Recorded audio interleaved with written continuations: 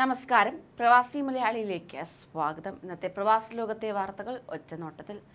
Saudi അറേബ്യയിൽ പുതുതായി 407 പേർക്ക് കൂടി കോവിഡ് സ്ഥിരീകരിച്ചു. നിലവിലെ രോഗികളിൽ 685 പേർ സുഖം പ്രാപിച്ചു. 2 മരണം കോവിഡ് ബാധിച്ചാണെന്ന് സ്ഥിരീകരിച്ചെന്നും ആരോഗ്യ മന്ത്രാലയം അറിയിച്ചു. രാജ്യത്ത് ഇതുവരെ റിപ്പോർട്ട് ചെയ്ത ആകെ കേസുകളുടെ എണ്ണം 7,46,473 ആകെ രോഗമുക്തരുടെ എണ്ണം 7,27,792 ഉയർന്നു. ആകെ മരണസംഖ്യ 9,004 രോഗബാധിതരിൽ 11,677 പേരാണ് ചികിത്സയിൽ കഴിയുന്നത്. ഇതിൽ 501 പേരുടെ നില ഗുരുതരം. ഇവർ രാജ്യത്തെ വിവിധ ആശുപത്രികളിൽ തീവ്രപരിചരണ വിഭാഗത്തിലാണ്. ബാക്കിയുള്ളവരുടെ നില തൃപ്തികരമാണ്. UAE-യിൽ പുതിയ കോവിഡ് രോഗികളുടെ എണ്ണം വീണ്ടും കുറഞ്ഞു. ഇന്ന് 502 പേർക്ക് കൂടി കോവിഡ് വൈറസ് ബാധ സ്ഥിരീകരിച്ചതായാണ് ആരോഗ്യ പ്രതിരോധ മന്ത്രാലയം അറിയിച്ചത്. കഴിഞ്ഞ 24 മണിക്കൂറിനിടെ ചികിത്സയിലായിരുന്ന 1508 പേരാണ് രോഗമുക്തരായത്.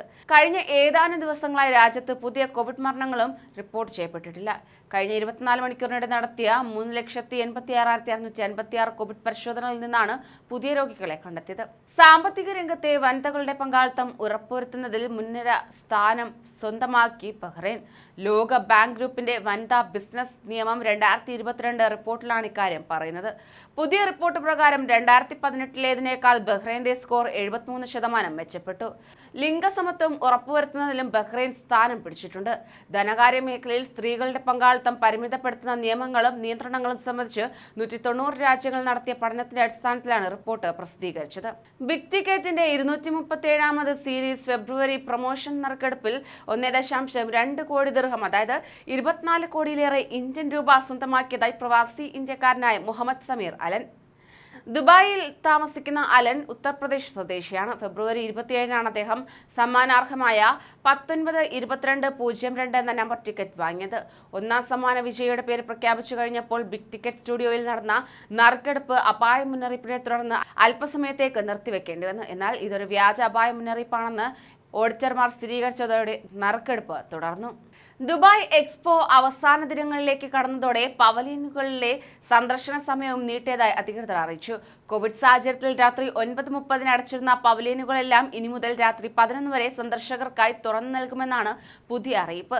പവലിയനുകൾക്ക് പുറത്തെ മറ്റു പരിപാടികൾ രാത്രി 2 വരെ നീളുമെന്നും അറിയിച്ചിട്ടുണ്ട്. ഈ മാസത്തോടെ 6 മാസം നീണ്ടുനിന്ന എക്സ്പോ അവസാനിക്കും. കോവിഡ് നിയന്ത്രണങ്ങളിൽ മാസ്ക് ധരിക്കുന്നതിലടക്കം വലിയ ഇളവുകൾ അനുവദിച്ചതോടെ സന്ദർശകരുടെ എണ്ണവും വർദ്ധിച്ചിട്ടുണ്ട്. റമദാൻ മാസത്തിൽ UAE-യിലെ പൊതുമേഖലയിലെ തൊഴിൽ സമയം പ്രഖ്യാപിച്ചു.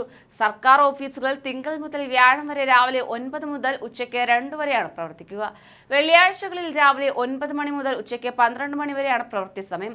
വെള്ളിയാഴ്ച ഉച്ചയ്ക്ക് ശേഷവും ശനി ഞായർ ദിവസങ്ങളിലും പൂർണ്ണമായും അവധിയായിരിക്കും. വാരാന്ത്യ അവധി മാറിയ ശേഷമുള്ള UAE-യിലെ ആദ്യ റമദാനാണിത്. വെള്ളിയാഴ്ചകൾ തൊഴിൽ ദിനമാക്കുന്ന ആദ്യ റമദാൻ കൂടിയാണിത്. ഷാർജയിൽ വെള്ളിയാഴ്ച മുതൽ ഞായർ വരെ പൂർണ്ണ അവധിയായിരിക്കും. ഇത്തിഹാദ് റെയിലിന്റെ അബുദാബി ദുബായ് പാത നിർമ്മാണം പൂർത്തിയായി. 13,300 തൊഴിലാളികൾ 27 മാസം കൊണ്ടാണ് 256 കിലോമീറ്റർ ലൈൻ നിർമ്മിച്ചത്. യാത്രാ ട്രെയിൻ ഓടിത്തുടങ്ങിയാൽ 50 മിനിറ്റിനുള്ളിൽ അബുദാബിയിൽ നിന്ന് ദുബായിലും തിരിച്ചും എത്താനാകും. ദുബായ് ഉപഭരണാധികാരിയും ഉപപ്രധാനമന്ത്രിയും ധനകാര്യമന്ത്രിയുമായ ഷെയ്ഖ് മക്തൂം ബിൻ മുഹമ്മദും അബുദാബി കിരീടാവകാശിയുടെ കോടതി ചെയർമാനും ഇത്തിഹാദ് റെയിൽ ചെയർമാനുമായ ഷെയ്ഖ് ത്വയീദ് ബിൻ മുഹമ്മദും സംയുക്തമായാണ് പദ്ധതി പൂർത്തീകരണ പ്രഖ്യാപനം നടത്തിയത്. അൽസിലയിൽ നിന്ന് ഫുജൈറ വരെ നീളുന്ന റെയിൽ ശൃംഖല പൂർത്തിയാകുന്നതോടെ UAE-യുടെ 11 നഗരങ്ങളെയാണ് ഇത് ബന്ധിപ്പിക്കുക. പ്രവാസികൾക്ക് അനുവദിച്ച ഇളവ് കാലാവധി അവസാനിക്കാൻ ഇനി 28 ദിവസങ്ങൾ മാത്രം. വിസ റെസിഡന്റ് പെർമിറ്റ് ചട്ടം ലംഘനം പരിഹരിച്ച് നിയമവിധേയമാക്കാൻ ആഭ്യന്തര മന്ത്രാലയം പ്രവാസികൾക്ക് അനുവദിച്ച ഇളവ് കാലാവധി മാർച്ച് 31-ന് അവസാനിക്കും. 2021 ഒക്ടോബർ 10-നാണ് പ്രവാസികൾക്ക് ഇളവ് നൽകി തുടങ്ങിയത്. നിയമം ലംഘിച്ചവർക്കെതിരെ ഏതെങ്കിലും തരത്തിലുള്ള യാത്രാ തടസ്സങ്ങളുണ്ടെങ്കിൽ അവ പരിഹരിച്ച് സ്വദേശത്തേക്ക് മടങ്ങണമെങ്കിൽ സമയപരിധി അവസാനിക്കുന്ന ആഴ്ചയിലേക്ക് കാത്തിരിക്കാതെ നേരത്തെ തന്നെ സെർച്ച് ആൻഡ് ഫോളോ ആപ്പിനെ സമീപിക്കേണ്ടതാണ്.